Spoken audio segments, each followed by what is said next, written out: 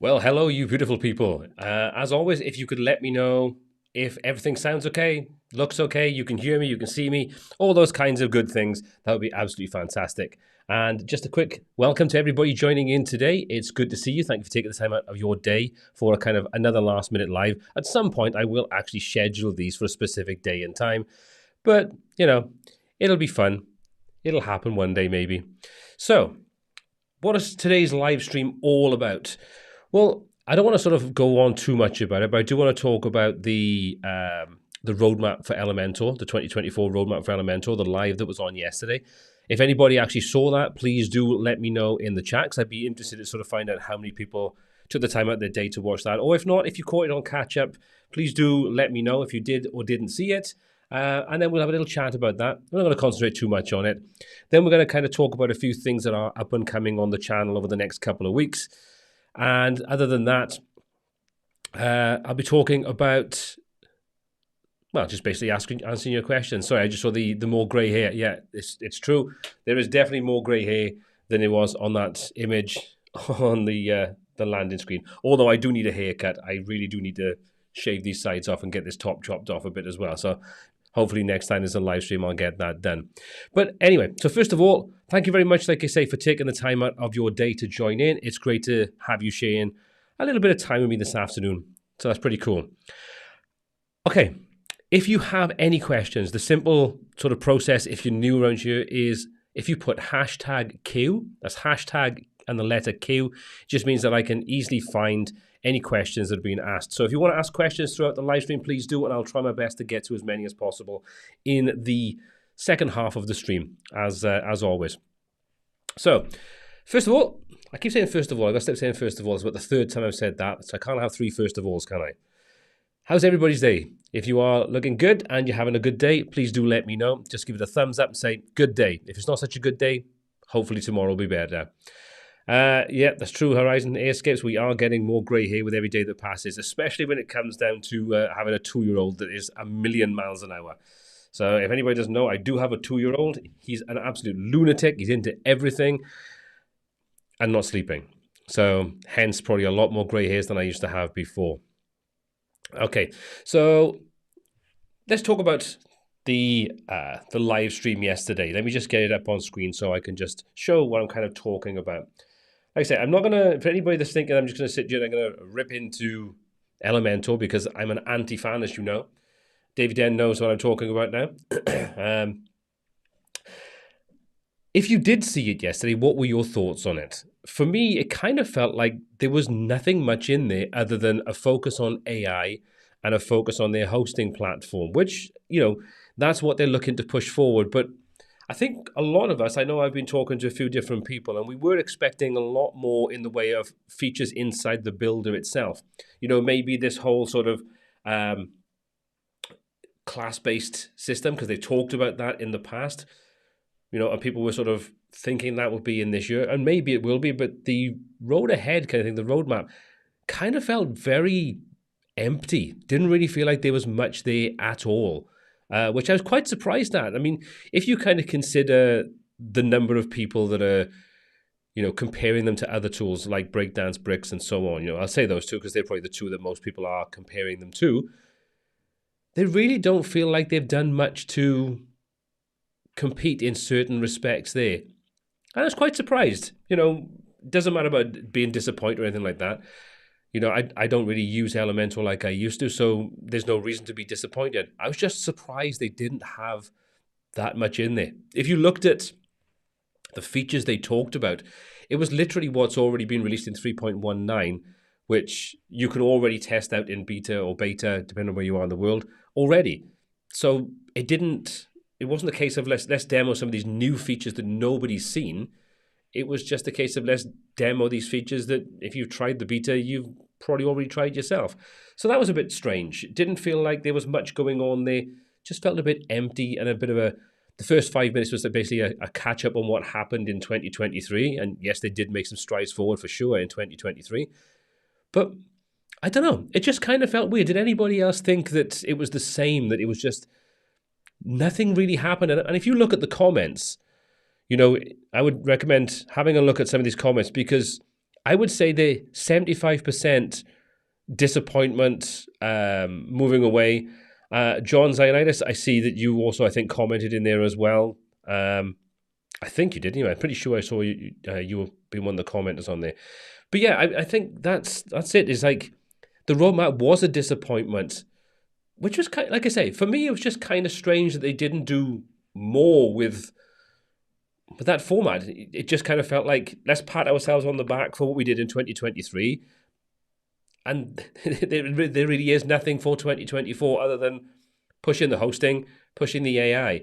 And speaking of AI, again, I was speaking to a couple of people yesterday. I think if you saw Imran's live where I hopped on there yesterday, I think we talked about the AI side of things.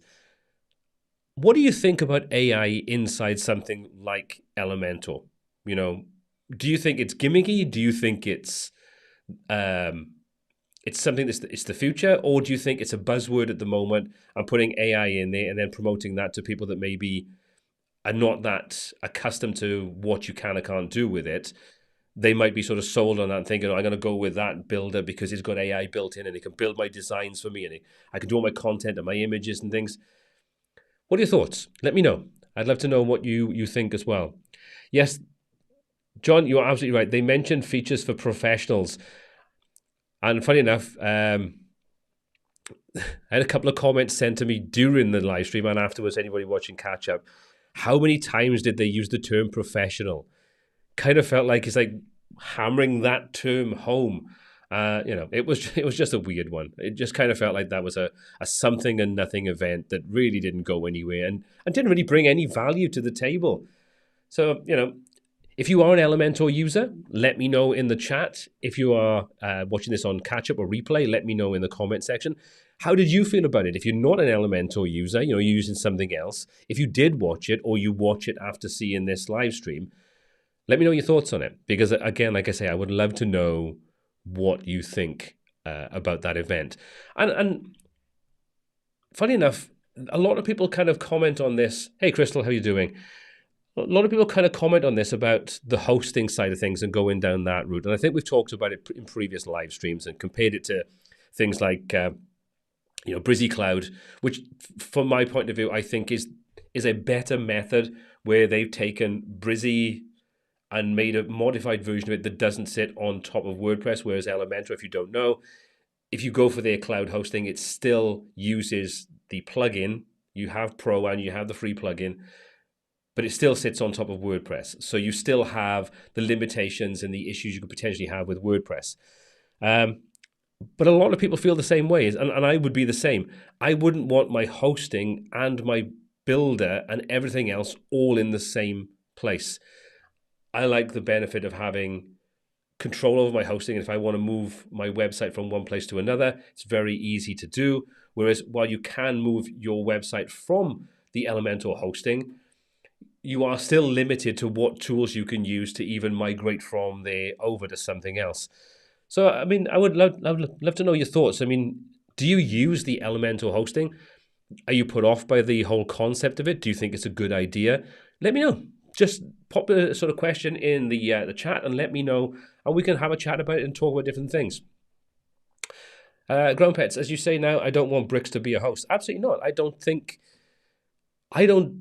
understand why they would want to do it, because they get a kind of a semi-walled garden. If you kind of think of a sort of like a pseudo Webflow, but I still think that they are at the mercy of WordPress. Whereas, like I say, with something like Brizzy or with Webflow, Brizzy Cloud, they're not at the mercy of an open source platform like WordPress.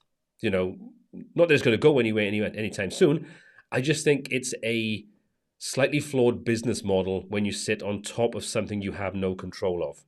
So it's, I'm a bit, I wouldn't choose it. I've tested it, and, for some people it might be a great solution. Some people like the all-in-one where your domain, your hosting, your platform that you use, the tools you design, and your website all stay in one place. There's a kind of comfort level in that, knowing that everything is in the same place. But then I think that's probably more so for beginners that probably wouldn't feel that comfortable being able to manage hosting, dealing with domain registrations, renewals, maybe even mapping them to the hosting and things like that. Not as particularly difficult, but not everybody feels that they want to be able to do that or would feel comfortable doing it. So I understand why people would like it. I'm not the biggest fan of it being put on top of WordPress. That is my biggest concern with it. And obviously the limitation that you can't use whatever plugin that you want. There's the limitations on what plugins you can and can't use. Again, it would probably give certain peace of mind because there's less potential then for conflicts and issues with, updates that have problems. So I can understand the benefit of it. For me, it wouldn't be a choice that I would use. Elementor Cloud should have been developed from the ground up like Brizzy Cloud. Yeah, Rich, exactly what I'm kind of saying. I think it would be better if it was done that way, from my point of view, anyway. Okay, so let's have a little look. We've seen some things about AI here as well. Taylor, it gets to the point where it's just a buzzword that is thrown around with little to no meaning anymore, referring to AI now. I would agree. It is one of those things that I think if you go back 2 years ago, AI let's just liken it to 3D TVs. If you went back, say, 10 years ago, you went into any TV store, anywhere that sold TVs, big screen TVs, they were all 3D TVs. And it was the big buzz thing. And if you ever saw them, they were average at best. The technology just wasn't there. And if you're on a 42-inch screen or a 50-inch screen or something, you're not going to get immersion in 3D from there. And as you can see, you could probably get one or two now, but it really is a kind of a dead technology. And if you went back 30 years ago where you had the blue and the red glasses kind of thing, and that was the way that 3D worked, and they tried to bring that to the TV, it died then. And I think AI is kind of the same thing. 2 years ago, AI was sporadically placed in different places, and it wasn't great. But with the advent of language learning models like GPT, the advent of things like DALL-E and Midjourney and Leonardo, they're getting better, but it feels like everybody and his dog wants to try to put that into their product, whether it actually enhances it or does nothing for it. So again, I think I was on the conversation yesterday on Imran's live stream. I think AI definitely has a place, and I think it's very useful in lots of different ways. If you want to reword things, you want to write copy up, you want to create images that are semi-original, I think they have a use. But for me personally, I would rather have those in their own dedicated environment. For example, like ChatGPT. If you use ChatGPT, free or the premium version, you'll know that once you start a conversation, that is saved as part of your account. So you can always go back to it, you can add to it, you continue that conversation. So if you were using it to generate some copy or to reword copy or do something like that, and you come back to it a month's time, 2 months' time, 6 months' time, you can just carry on that conversation. We don't have that benefit when you're using that inside something like Elementor. And like when I saw Imran doing his demonstration of the ability to use AI alongside the container to kind of redesign, for example, like a hero section he used it on, it kind of felt that each of those iterations was only marginally different, and none of them were kind of like, wow, that looks amazing. So I would still rather have things separate. There are benefits to it. I think if you do like the AI, from my understanding and from talking to people, it's like it does understand what element or whatever it is you're actually using it inside Elementor. So it's obviously been trained on Elementor itself. And that's quite nice. But I think I would rather have the benefits of being able to have the conversation to go back to it at any point. And I wouldn't want to use it everywhere, especially not for my design side of things. But maybe that's just me. So again, please do let me know. This is a conversation where we can talk about things and we can throw our opinions around and we can discuss different opinions, which is always cool. Okay. Dovbe, to be honest, we've kind of talked about this in the past, and I think I don't know, because I think if they were going to go down that route, and I have said in the past that I think the hosting side of things and moving away from the plugin to becoming, like a Webflow or a Wix or whatever you kind of want to say, I thought that was their plan.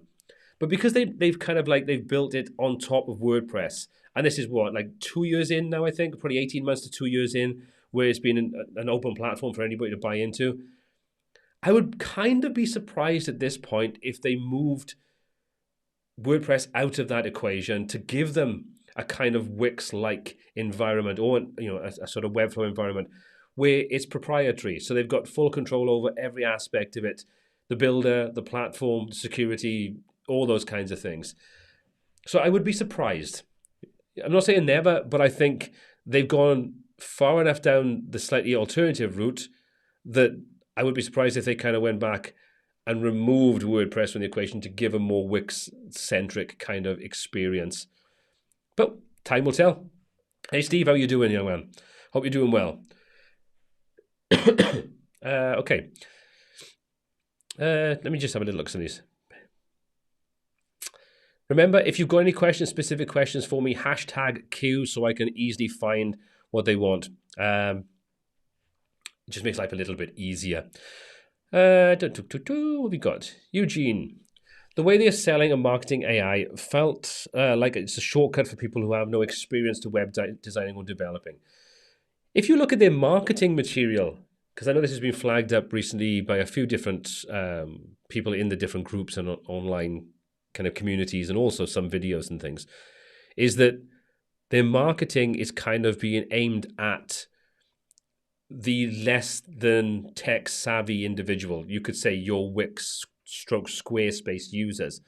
But then like in the event thing yesterday, they were using the term professional over and over again to kind of subliminally slip in there that it's aimed at professionals.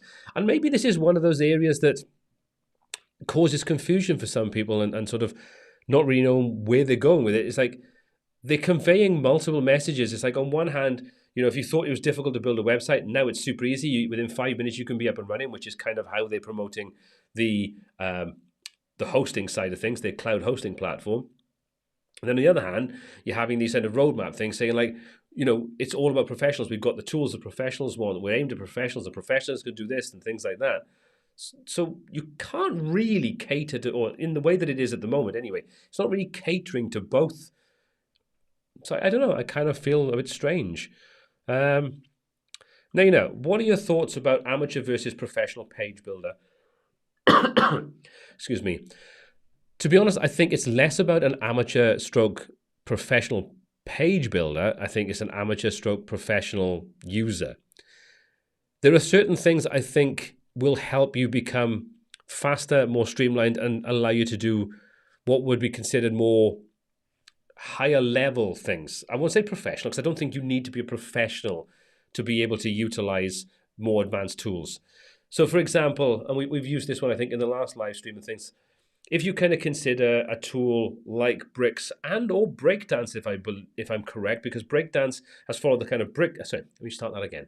Elementor or Breakdance are following a very similar model, as in they are going down the sort of the easier to use route, whereas Bricks has gone down the route where you've got some of the more intermediate and advanced tools, things like, your class-based system, which, please do it again, I say, correct me if I'm wrong, but the original thing was that Breakdance didn't have a class-first design setup. They were going, like I say, more down the Elementor route.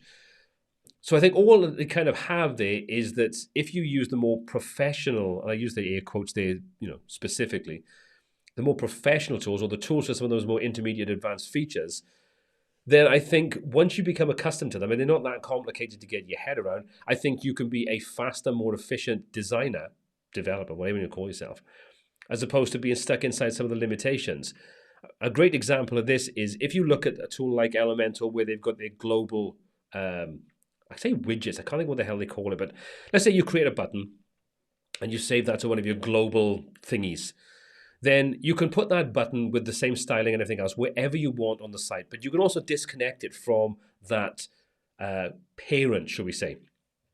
But when you do that, you lose the connection completely. Excuse me. So by losing that connection, you lose the benefit of, setting up that connection in the first place. Whereas if you're using something like class-based design setup, you can apply a class to that button and you can choose what you want to style, and then you can apply other classes to it. It's a lot more flexible kind of setup that doesn't have the limitations of using those global element stroke widgets, whatever they're called. So to me, that makes it a more professional tool. But I think it's still down to the individual, because you don't need to use that. You could use bricks in fundamentally exactly the same way as you would use Elementor. It's just up to you if you want to use those tools. So I don't think there's amateur and professional page builders per se. I think there's more amateur and professional facilities inside some of these tools, and it depends upon the user whether they actually want to use them or not. That's the kind of way I look at it. Okay, hey Ruben, how you doing, sir? I can see we've got one breakdance fan in here at least, so I'll have to be careful what I say. Ruben, hope you're doing well. Are there any stats about how many people are using Elementor Cloud? Not that I know of, because I mean, most of the stats kind of things that you see online, they're not particularly reliable. It's the same as how many people are using Bricks or Breakdance or Elementor, and how many people are using Elementor Pro versus Elementor Free and things like that. And I think the figures are probably lower than the reality of it in some cases. So no, I don't really think there's anywhere that I would say is particularly reliable to be able to sort of test and check those out anyway. Excuse me, I got a bit warm in you, so I got a bit of a dry cough. So, excuse me.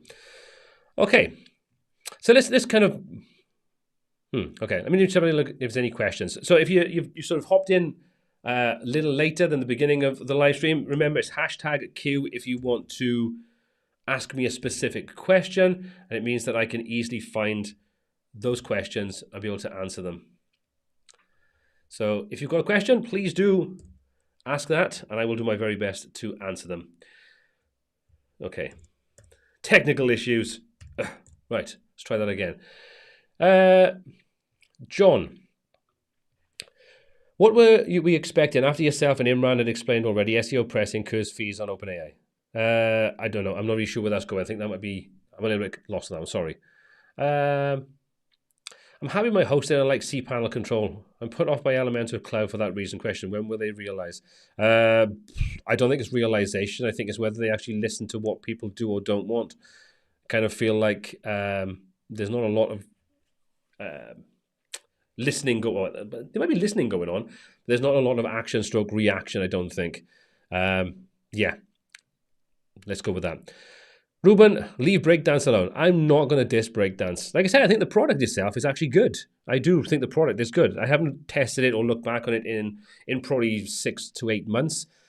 But like I've said, I never say anything bad about the product. The product seems very, very good. And there's a lot of things to really like about it, especially things like their mega menu builder. I do think that's definitely one of the best that's been out there at this point in time. So, yeah. So I'm not going to diss it. Don't worry. You don't have to pay me to say nice things. Just pay me not to say anything nasty. Okay. Right. Rich, it would be interesting to know how many of the alleged 14 million Elementor users are actually paying customers. I think this is something we talked about a little bit yesterday, which is, no, yesterday, sorry, the day before when I did my live stream. You've got to consider the fact that Elementor have done a fantastic job of marketing themselves and also a fantastic job of getting themselves integrated into lots of themes and things. I mean, it used to be Visual Composer and Slider Revolution. They always used to be in every sort of theme you'd buy on Theme Forest and lots of other places. But if you kind of look now on places like, or on sites like Cadence, Astra, Bloxy, all those kinds of traditional classic themes, as they call them, and probably tons and tons and tons of themes on ThemeForest, you've got Elementor either bundled or with their starter sites, you've got the choice of using Elementor as part of it. And that in itself is a great way of getting a user base that maybe wouldn't have used you in the first place, because when they install it, they choose that one, they see videos on it. There's also a massive, massive sort of industry around YouTube videos and tutorials, online tutorials for using it. So there's a massive ecosystem built around Elementor that definitely helps market and promote it and get it in front of people, and people that maybe are coming from older builders like Divi, you know, a Visual Composer, WP Bakery, those kinds of things, looking for a better alternative and something that isn't going to cost them anything. This is definitely a really solid approach. And like I say, the free version is definitely a big thing for a lot of people. Not everybody wants to spend money on it because they want to do simple, straightforward things. So I think that's a masterstroke in their part. So I would probably say I would be surprised if the majority of people that are using it are not using the free version, and a small, much smaller percentage using the pro plans. Yeah, that's what I think anyway. But I would love to see what kinds of figures are out there and see what the user base is for the pro version, and not just the user base for the pro version, but how many pro licenses and what types of pro licenses have been bought. The breakdown between the sort of the single, the three, and the whatever it is, 200, 100, whatever license tiers. It would be interesting to find out what the breakdown is there over and above just free versus pro. Be interesting. Okay. Yeah, Dave. I'm gonna call you Dave. Very true. The amount of templates and YouTube videos around Elementor was great marketing for them. Exactly. When you've got an affiliate scheme that gives 50%, there's an incentive for people to create content, especially when those creators get a lot of eyeballs on their content. And there's nothing wrong with that. At the end of the day, there's got to be some recompense for the people like myself, for Imran, for Ferdy, and so on, that are actually putting a shed ton of effort into creating content, learning things, structuring things, planning things, recording things, editing things, promoting, marketing, answering all the questions, all those kinds of things. There's got to be.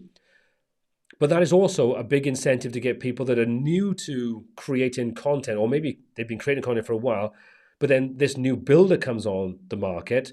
There's a pro version which gives 50% of every sale that uses your link. That's a good incentive for people to start creating content, even low-level content, like very small couple of minute videos that show you how to do a specific thing or something. There's an incentive there for that, and there's nothing wrong with that. Like I say, I'm not disrespecting that at all. I've made money off it in the past, no problem at all. And I've been very transparent about that.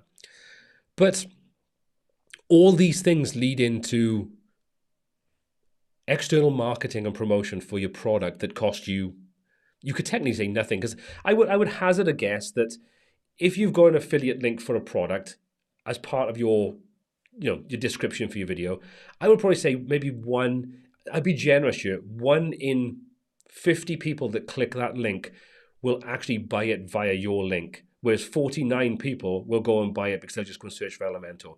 So the return on it is very, very small. So when you kind of consider, if that is the case, that the conversion ratio is that low for the creator, but that high for the actual software company, they're going to make very good money. And then every year where those licenses are renewed, we don't get any money from that. That goes 100% to the software company, like in this case, this example, Elementor.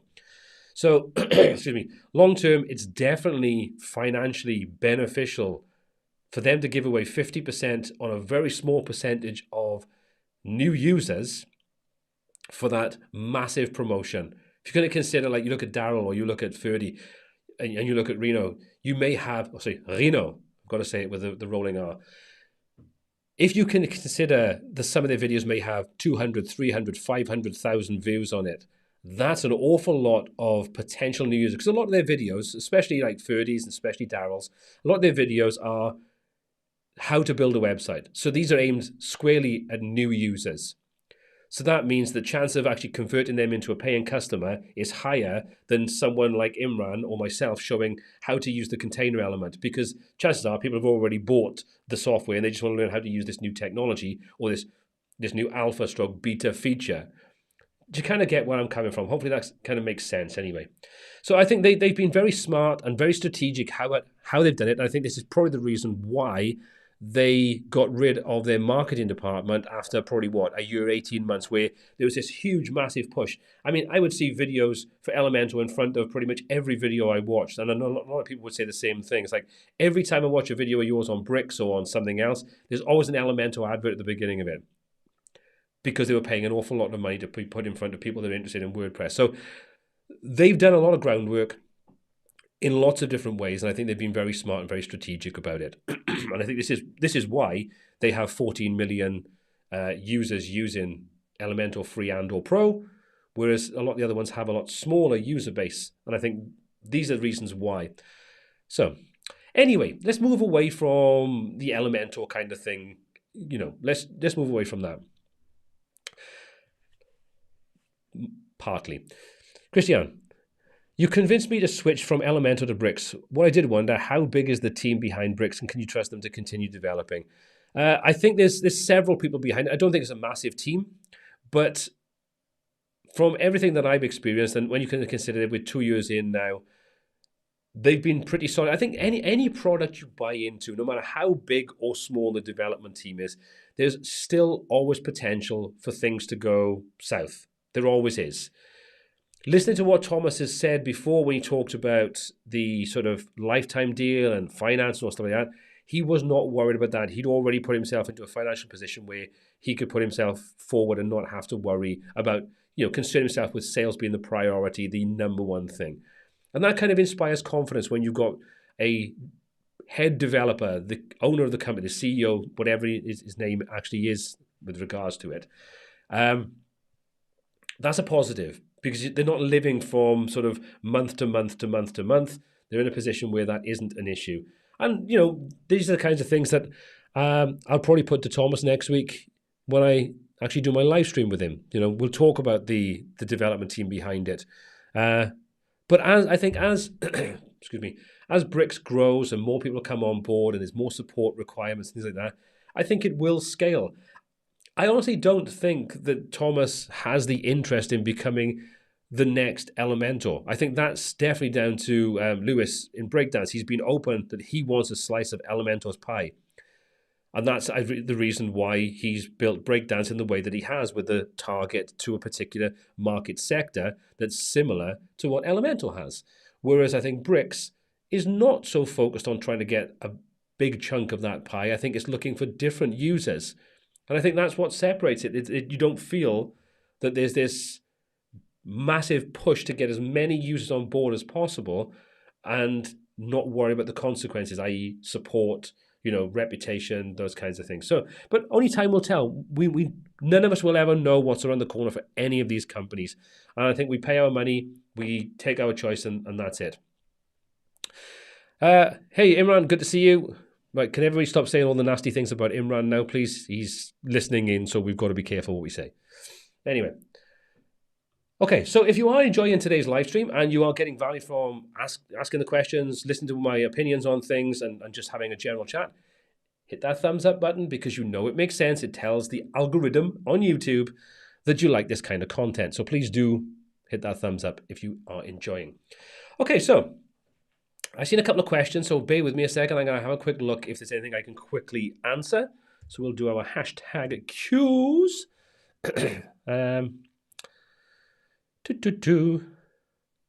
Right. Design Code Web. Do you use any code snippets plugins on production sites like WP Codebox, CodeWP? No, not on production websites.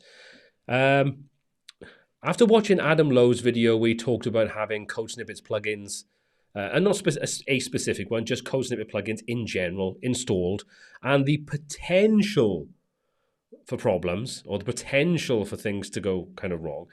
It just made me kind of feel a bit better about the fact that I'd use them on a development, or I'd use them while I'm developing things. And then I'd probably just generally take the code out once I've confirmed everything is working the way I want, and put that into my child theme. Because once I've set everything up and I've got everything in the way I want it to be, and I don't use a lot of code snippets to do things anyway, I don't see the need to have another plugin installed that I'm probably going to have no need to go back into. No need to go back into. I've got backups, I've got monitoring and everything set up in place, so if anything did go wrong, I could reinstate things pretty quickly. So I would only use them on a development site, development setup, and a lot of the time, I'm creating a blueprint for my starter site that'll have the plugins, it'll have the sort of the default pages, the style sheets, all those kinds of things set up for me. I can have everything in place, and I've done that on my sort of development environment, and then I can just roll that out to the live site without having so much of a problem. So not on live sites and production sites, not on live sites, but yes, on production sites. I kind of cocked up your answer there. So yes, on design. Oh, Christ almighty. I'm not even drinking today. I use it on development sites, but not on a live site. Yeah. Hopefully that answered the question anyway. So if it didn't, I do apologize. Saki, this is a difficult one. In your opinion, what's the best way, apart from SEO practices, to bring more traffic to our WordPress websites? That really depends upon what your WordPress website is all about. If you're providing web design services, that's going to be a completely different way that you bring traffic to a website. If you're a local plumber or you're teaching how to use WordPress or something like I do. So that's really going to be dependent upon what you're trying to do, what your market is, what you're trying to put out there, and what kind of audience you're trying to attract. Any kind of social media can be beneficial. Video is definitely the way forward in a lot of ways. So if you have some relevance that you can use that to pull traffic and gain interest, whether that's like short form video or longer form video, educational training content, informational content, Q&As, anything like that, that's probably the easiest way to bring it in. But obviously, you've then got paid methods where you've got paid traffic, where you've got your Google advertising or advertising on Facebook, or those kinds of things. There's just a million and one ways in which you could approach this. It really comes down to what your actual content on the website is about. Okay. Do you think Elementor is sustainable for the long term, specifically for larger websites with hundreds of posts? I don't see why not. As long as you've got, with any kind of website, no matter what it is, no matter what it's built on, there will be some level of scaling going on. Whether that's a case of, scaling storage, which generally shouldn't be the case because even cheap hosting these days has an abundance of storage. It's more a case of bandwidth and inodes and all that kind of crap. So I think, yes, it's perfectly sustainable as long as you've got it optimized. You've built it in a the most optimized way. You're minimizing your containers so you don't end up with just more bloat than is necessary. And as long as you've got a server that is scalable to allow you to have large amounts of content, but the content isn't necessarily the most important factor or the biggest influencing factor. The bigger influencing factor is how many concurrent visitors would be actually active on your site at any one time. That's going to be the biggest factor that's going to be whether your site's going to be fast or slow or be taken offline because it's crashed. And this is where you need to have that scalable server in place. So whether it's auto scaling or whether you've got control over scaling it, so you can handle spikes. You can see it, you can be notified by it. And you can very quickly go in and you can just modify your server resources, give yourself more memory, more bandwidth, all those kinds of things, and push that up while you've got a spike in traffic. And if it's a long-term thing, then obviously you'd have to scale proportionally as you move forward. But I don't think Elementor would be a problem on that front. I think it's just more a case of making sure that you can handle the concurrent views and you've optimized the site itself and you built it using best practices as far as you can go with Elementor. So, yeah. Okay,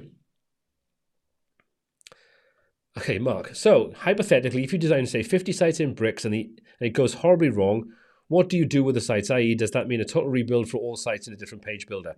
Well, excuse me. It depends on how you would actually build the site.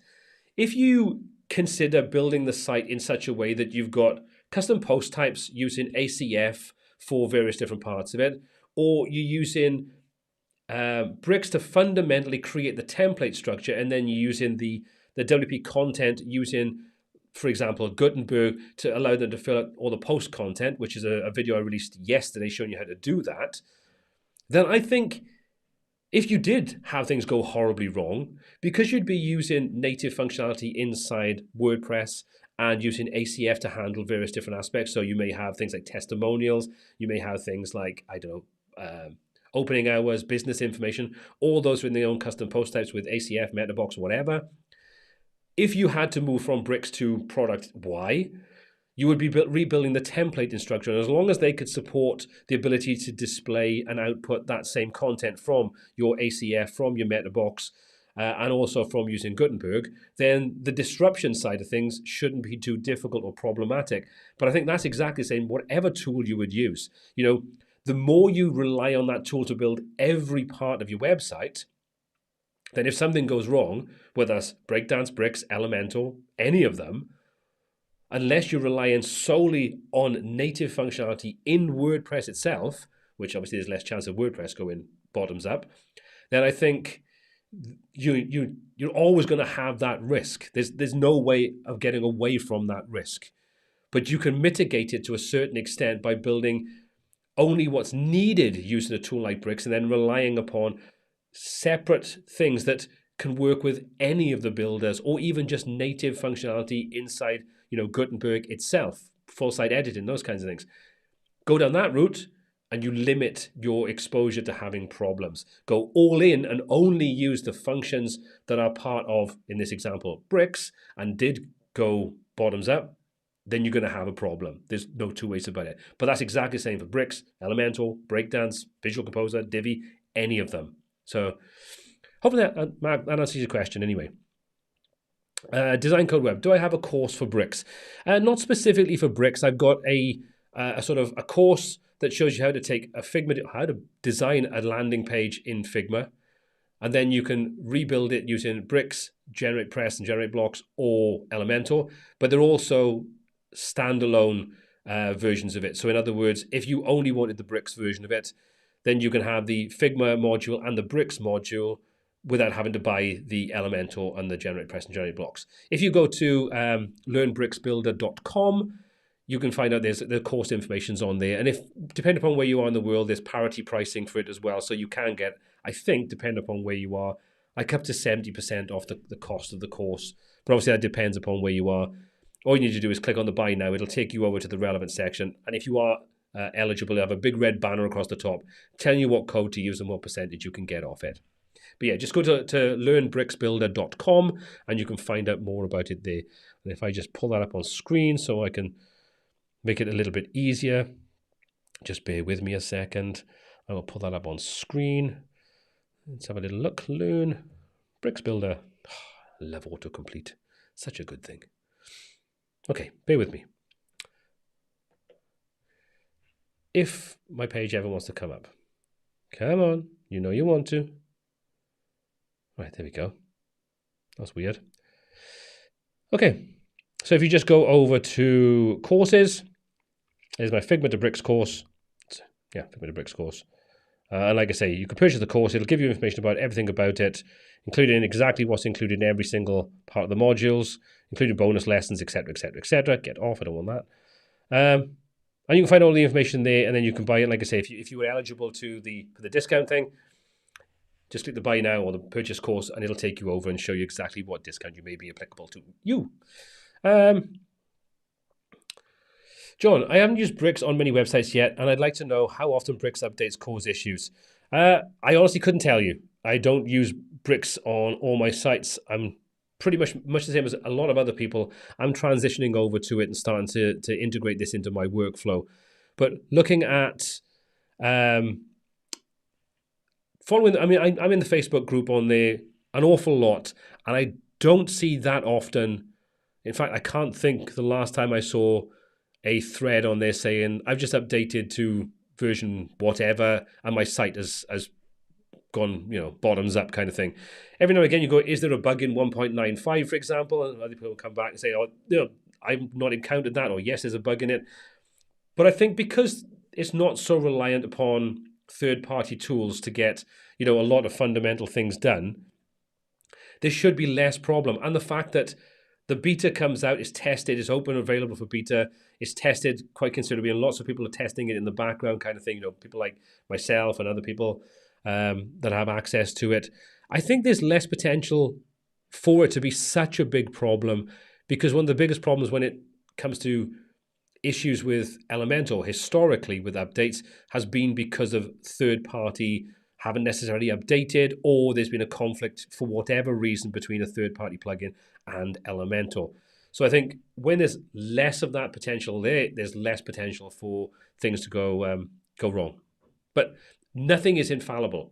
Everything can have, they may have a good run of nothing going wrong. They may have a run of things going wrong. But historically, to this point, I haven't seen many people complain about it in the Bricks group. And I think there's like 14,000 people in there now. So I think we will probably start to see more of it if it did become more prevalent and more people sort of like experiencing this problem. Okay. So let's have a little look what other ones we've got. Sure. Okay, Design Code Web. Are you satisfied with core framework?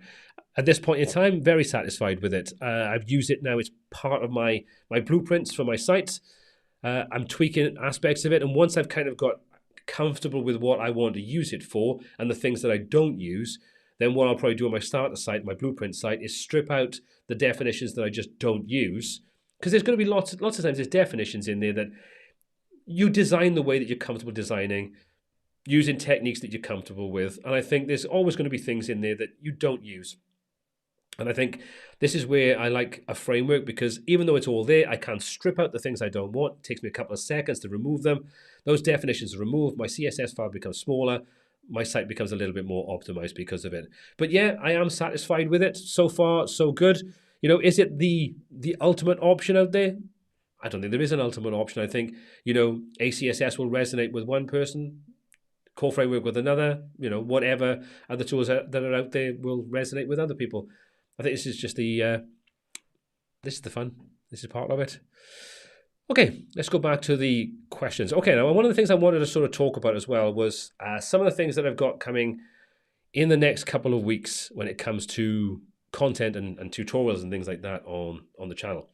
Now, Brown Pets asked at the beginning about how to, it's a pain in the ass, how to set up sort of login page, registration page, and so on with Bricks Builder, because you have all this option built directly into Bricks Builder itself. Well, there's a couple of videos that I'll be releasing over the next few weeks.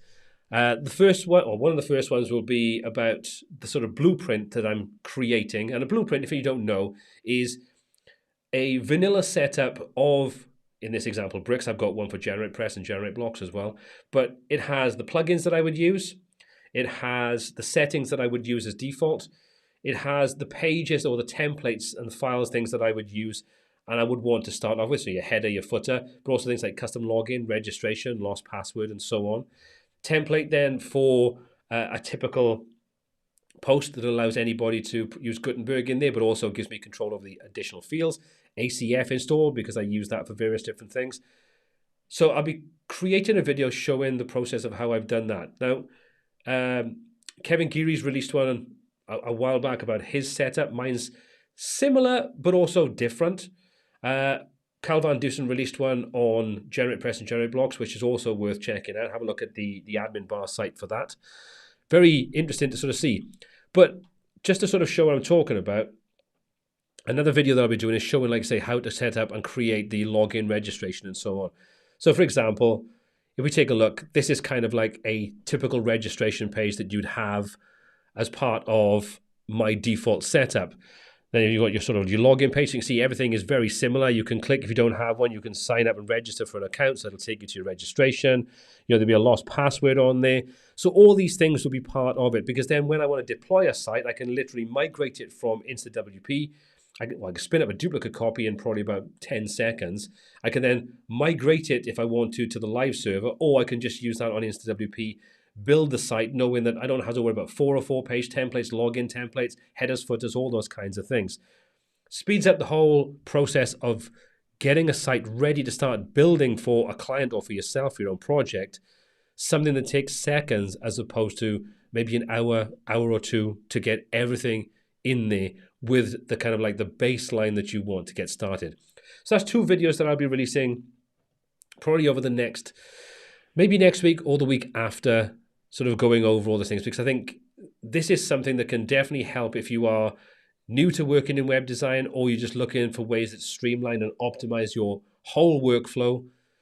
I think these are useful. So let me know if this is something you think would be useful. If you set this up yourself, have you done it yourself? Do you have your own sort of blueprint starter site that has the plugins you want, that has everything set up, your templates that you use on every site, that you can then just delete the bits you don't want, or at least you've got the templates in place and you start customizing them? Let me know. Just pop a little comment in the chat and let me know. Let's have a look. Stefan, I'm an Elementor user. I've been disappointed from Elementor updates for 2 years, but I would to move to another builder, as we have mainly some clients. I hesitate between Spectra and Bricks. It really comes down to what you want. I mean, if you're an Elementor user and you are disappointed, I mean, are you disappointed because they're not giving you things that you want, or are you disappointed in the product itself? You know, if it's a case of disappointed in not getting the features that you want, which is exactly what I felt like over the last couple of years, is that reason enough to move away from it? Or is it a case of you're fed up with it and you want to look at something that actually gives you maybe more? At which point then the sort of the decision between Spectra and Bricks comes down to, do you want to go down the Gutenberg native route, with Spectra 1 theme and so on? If you do, then something like Spectra 1 would probably be a good choice. Maybe take a look at Ollie as well. That's another good theme. That's completely free. But if you want more control and you're not that bothered about being specifically Gutenberg and full-site editing centric, then Bricks is a good option. I don't know what your sort of your level of knowledge and understanding and where you are in your journey as being a web designer. Bricks will give you more control than something like Spectra will. Simple as that. And Spectra blocks and Spectra 1. But what you would have there is that you are Gutenberg native. So you don't, you're going to kind of be semi-future-proofed. But if the choice was mine, I would choose Bricks. That's the way I would go about it. If the choice was between a new kind of full-site editing kind of block-based tool as opposed to something like Bricks, that's the way I would go, personally. Okay, I'm going to wrap this up now in the next 10 minutes because, like I say, I know Kevin is starting his live stream at 4 p.m. GMT, so it makes it a little bit easier to sort of not cross over there. I think that'd be useful.